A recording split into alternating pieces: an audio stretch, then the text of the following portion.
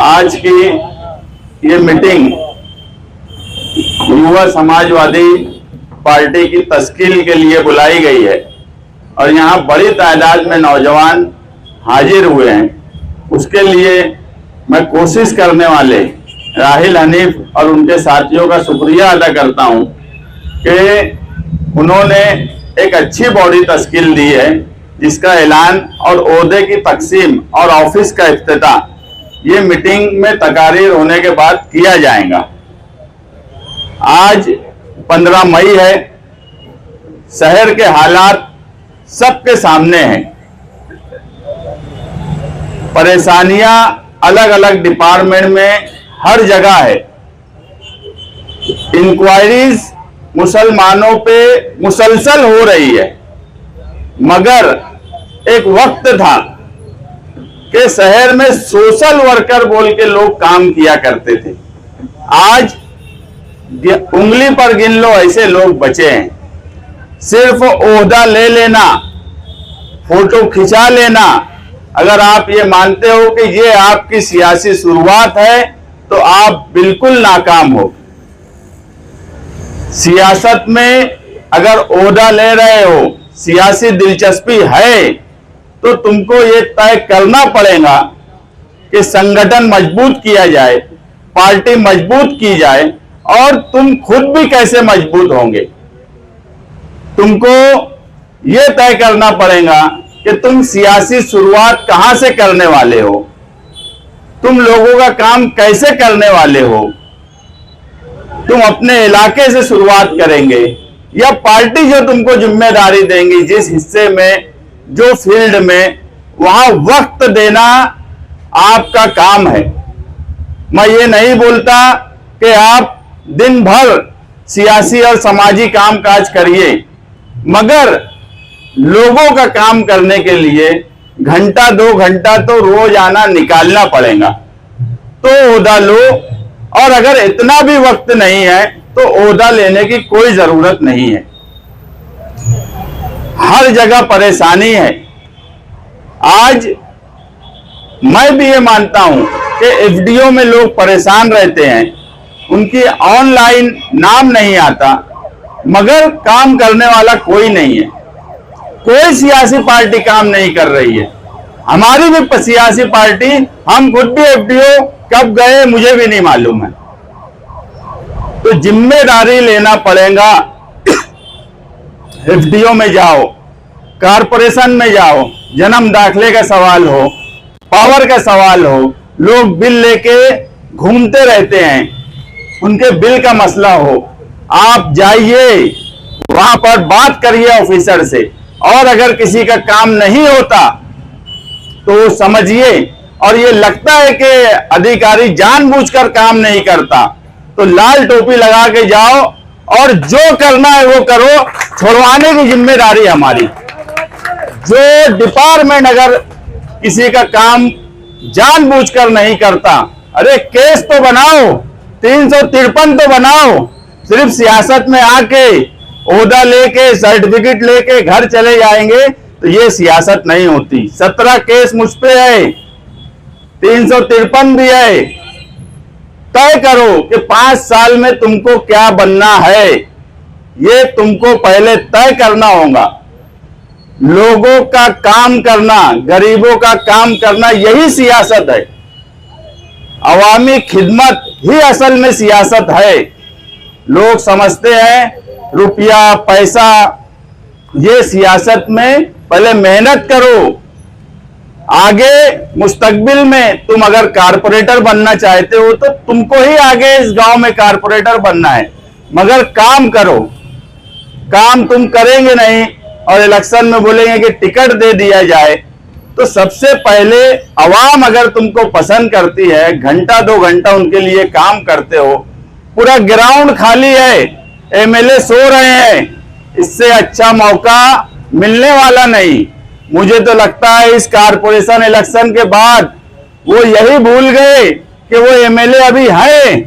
मैं उनके कई लोगों को बोलता हूं कि जाके बोलो कि वो एमएलए है, लोगों का काम काज करें, मगर एक कांडोलिया कमेटी बना लिए हाँ, मैं ये जरूर बोलूंगा कि अगर तुमने कोई ऑफिस में किसी के साथ नाइंसाफी हो रही है और तुमने अगर कानून भी हाथ में लिया तो सबसे आगे हम आपके साथ खड़े रहेंगे, क्योंकि ये गांव में और घोड़े पे लाऊंगा तुमको जेल से छुड़ा के, घोड़े पे। लेकिन गरीबों का काम नहीं हो रहा है उस बुनियाद पे। ये शहर ने ये भी देखा कि 376 के रेपिस्ट जिनका इस्तेकबाल जामा मस्जिद के इमाम, ईदगाह के इमाम, जिन्होंने मुशावरत चौक पे पटाखे फोड़कर इस्तेकबाल किया, शर्म नहीं आती ऐसे एमएलए को कि रेपिस्ट जिसका केस चल रहा है, जो बेगुनाह नहीं हुआ, भी सिर्फ जमानत हुई, कई महीनों के जेल में रहने के बाद उनका इस्तेकबाल करते। तो ये बीजेपी वाले अगर गुजरात में बिल्किस बानो के मामले में इस्तेकबाल किए तो क्या वो भी सही था कि तुम रेपिस्ट लोगों का इस्तेकबाल करेंगे? बहुत से लोग बोले मुझे कि वो उसके बारे में कुछ बोलो। मैं बोला गडर से निकला हुआ काला सुअर है वो, और मेरा तरीका ही अलग है। उसका छिट्टा लेना नहीं, गटर में वापस कैसे डालना इसका इंतजाम कर रहा हूं, उसकी फिक्र तुम लोग करो मत। गडर से निकला है, गडर में ही डाल दूंगा, इतना वादा करता। लेकिन इस शहर के एमएलए को क्या हो गया? इस शहर के एमएलए ने एक जन्म दाखिले वाले को अगर छुड़ाया हो, अरे उनके ऑफिस के सेक्रेटरी को नहीं छुड़ाया। वो रेपिस्ट लोगों पर पैसा खर्चा करते हैं और शान से इस गांव में बोला जाता है कि पैसा एमएलए ने खर्चा किया। एक जन्म दाखिले वाले के लिए 1 रुपया जो नहीं खर्चा कर सके। एमएचजी कॉलेज में एक टीचर के साथ अगर गलत हुआ, उनके वास्ते कौन खड़ा हुआ? हम हर वक्त जुल्म और नाइंसाफी के लिए कानूनी मदद इसलिए करते हैं कि इस मुल्क के जो हालात हो गए हैं, इस शहर के जो हालात बन गए हैं कि जानबूझकर मुसलमानों को टारगेट करना, फिरका परस्ती के नाम पर मुसलमानों को जेल में डालना, उनके ऊपर गलत इल्जामात लगाना, इसलिए हम कानूनी तौर पर ढाल की तरह उनके लिए खड़े होते हैं। हम पर कोई ये नहीं बोलेगा। और क्या मालूम कि एक के बाद एक 76 वाले, 376 वाले उनके ही पास सब चले जा रहे। अभी आगरा रोड के सुमाली हिस्सा भी एक है, वो भी उनके पास गए, 376 वाले हो गए। बोलते फंसा दिए। अरे हम फंसाए नहीं, ये पहले फंसे फिर 376 बना। तो ऐसे लोगों की पार्टी और एक तुम्हारी पार्टी, अगर राहिल हनीफ यूथ के सदर हैं तो पढ़ा लिखा नौजवान है, मुझे बताओ उस पर कोई छेड़छाड़ की बात भी बोल सकता क्या? ऐसे नौजवानों की टीम जो इस शहर में काम करेंगी। और मैं राहिल हनीफ को यहां बोलूंगा कि आज 15 मई है, मेंबर साजी शुरू की जाए और कोशिश करिए कि 1 महीने में 1000 युवाओं की मेंबरशिप करके एक यूथ कॉन्फ्रेंस, बड़ी यूथ कॉन्फ्रेंस आप रखिए। मैं समाजवादी के यूथ एमपी या एमएलए को मालेगांव बुलवाऊंगा, लेकिन काम करना पड़ेगा, अवामी काम करना पड़ेगा, संगठन का काम करना पड़ेगा। तुमको इस कारपोरेशन इलेक्शन में 43,000 से ऊपर वोट मिली। तुमको इस्लामपुरे जैसे वार्ड में बिगैर खर्च किए तुमको 5,000 के ऊपर वोट मिली। तुम किले में क्या खर्च किए, तुमको कितनी वोट मिली? तुम नयापुरे में 1 रुपया खर्च नहीं किए, तुमको कितनी वोट मिली? तो लोग कहीं ना कहीं तुम्हारी तरफ हैं। तुम एरिया इलाका देखो। अगर सियासत में इलेक्शन लड़ रहा है तो उसके लिए काम करो, इलाका तय करो, एक टारगेट तय करो। मगर अवामी काम काज के बगैर कोई काम नहीं हो सकता। मैं तो फक्र से बोलता हूं कि पट्टी बिछाया हूं, पट्टी। कोई ये नहीं बोल सकता कि निहाल साहब का दामाद बना तो कारपोरेटर बन गया। इस आन इन बैठी है, नहीं तो बोल दे। काम किया, सोशल काम किया, अवामी काम किया। मेरी शादी तो 2013 में हुई, 17 में भी मैं इलेक्शन नहीं लड़ा। 2004 से मैं पट्टी बिछाने का काम करता हूं। पट्टी, और फक्र से बोलता हूं कि पट्टी बिछाने के काम को तुम सियासत में अपना पहला कदम मानो। कोई शर्म की बात नहीं है, काम करना कोई शर्म की बात नहीं है। पट्टी बिछाना, निहाल साहब के पास कोई आता था, बोलता था मुझे सियासत में बड़ी दिलचस्पी है, सियासत में आना चाहता हूं, तो साहब बोलते थे ये ले झाड़ू झाड़ू मार पहले ऑफिस पे।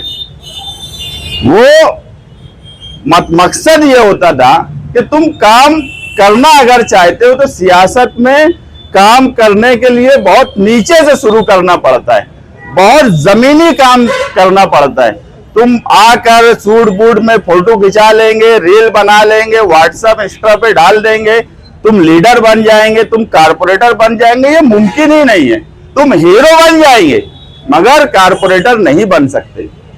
जब तक अवामी काम काज तुम नहीं करेंगे, जुल्म और नाइंसाफी के खिलाफ डट कर अगर युवा नहीं खड़ा होगा, आज पूरे शहर में आमदार एक काम करने के लिए तैयार नहीं है। मैं तो इससे अच्छा मौका युवाओं को नहीं मिलेगा। आप युवाओं को जोड़िए, बड़ी तादाद में जोड़िए। हमारी मदद जब लगेगी, हम मदद करने के लिए तैयार हैं, हर तरह की मदद करने के लिए तैयार है।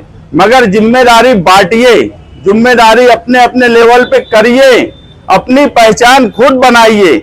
जहां जरूरत डिप्टी मेयर शान हिंद मैडम की है, उनका इस्तेमाल करिए। जहां मेरी जरूरत है मुझे बुलाइए। जहां पर राहिल हनीफ की जरूरत है, जहां अतर चच्चा की जरूरत है, हमारे बाकी भाई हैं, बबलू भाई हैं, पावर्स के काम हमारे जाहिद मौलाना देखते हैं। आप मगर खुद की पहचान बनाओ। एक वक्त आना चाहिए कि पावर कंपनी में अगर एक ओहदेदार समाजवादी का गया तो मेरी जरूरत पड़ना ही नहीं चाहिए 1-2 महीने के बाद। और मैं जब तुमको इतनी अथॉरिटी दे दिया हूं कि एफडीओ, कारपोरेशन, तुम्हारा पावर कंपनी, तहसील ऑफिस, मगर पहली बार में जाके मत एक हाथ जड़ देना, पहले समझ लेना कि जिसका काम है वो काम अगर कर रहा है तो पेपर वर्क क्या है, उसका काम वाकई वो जानबूझ के नहीं कर रहा है क्या। और अगर लगता है कि जानबूझ के काम नहीं कर रहा तो छुड़ाने के लिए हम तैयार हैं। अब तो हमारे पास हर मामले में वकीलों की टीम भी है और बड़ी टीम है। अरे सारे केस कबाड़ी के मामले मैं ही हल करता मालेगांव में, आधे से ज्यादा मेरे ही पास आते। तुम तो मेरे अपने हैं, तुम्हारे लिए हर वक्त खड़ा रहूंगा। मगर जमीन पे काम करो, मेहनत से काम करो। 1-2 घंटा रोज आना, पार्टी के लिए, आवाम के लिए, आवाम की जरूरत के लिए 1-2 घंटा निकालो, अपने इलाके का निकालो। पार्टी अगर कोई जिम्मेदारी देती है उसके लिए निकालो, मगर काम करिए। ओहदा लेने के बाद नौजवानों को जोड़िए, उन नौजवानों को काम पे लगाइए। ये महीना अभी एक महासभा में ठहरा हुआ निहाल साहब के नाम से, 22 मई को उनका 99 जन्मदिन है, यौम पैदाइश है। नौजवानों के लिए एजुकेशनल हब मेरे वार्ड नंबर 7 में शुरू करने की तैयारी है। और ऐसे पढ़े लिखे नौजवान और ऐसी फैकल्टीज पे हम लोग काम करने की कोशिश कर रहे हैं कि वाकई नौजवानों को उसका बड़ा फायदा मुस्तकबिल में इस शहर के नौजवानों को मिलेगा।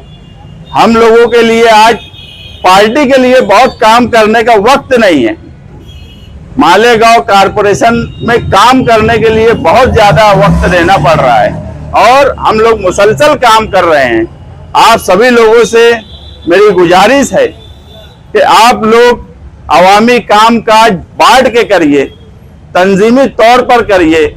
रोज आना, यहाँ राहिल हनीफ रहेंगे, यूथ का एक सिस्टम से काम करिए, एरिया वाइज काम करिए। तुम्हारे इधर 3 प्रभाग हैं, प्रभाग 1 है, प्रभाग 2 है, प्रभाग 4 है, यानी 2, 3, 4।